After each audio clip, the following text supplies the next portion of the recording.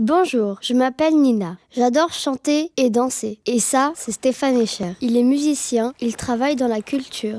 Comment allez-vous ? On lui demande beaucoup ces derniers temps. Nous existons depuis longtemps. On nous appelait chamanes, troubadours, musiciennes, bref, des conteurs d'histoires. Dans les grottes de l'âge de pierre, nous avons battu les tambours et assez vite, nous avons commencé à enregistrer nos performances. Notre âge d'or.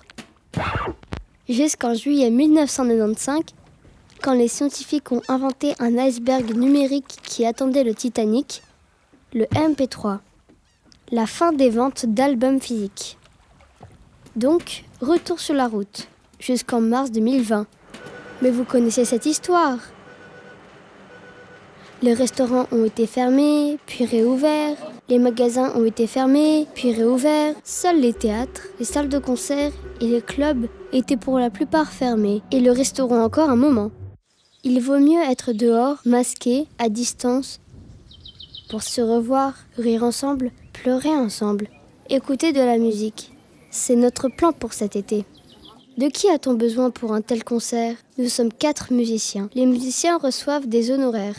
Les techniciens aussi. Mais ils doivent se lever beaucoup plus tôt et sont les derniers autorisés à s'allonger dans la couchette du bus. Puis à 2h du matin, le chauffeur démarre. La plupart du temps, il y a 2 chauffeurs, un pour le bus et un pour le camion. Il y a quelques sandwichs et quelques boissons qui nous attendent dans le bus qui ont été fournis par le catering. Le son, la lumière et les instruments voyagent dans le camion. Le booker paye la salle, la publicité etc.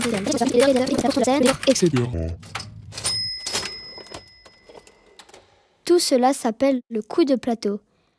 Et si vous additionnez tout cela et le divisez par le nombre de mélomanes présents, vous obtenez les 50-60 francs que coûte un tel billet.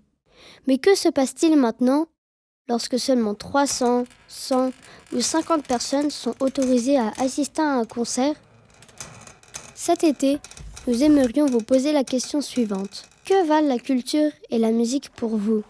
À vous de décider.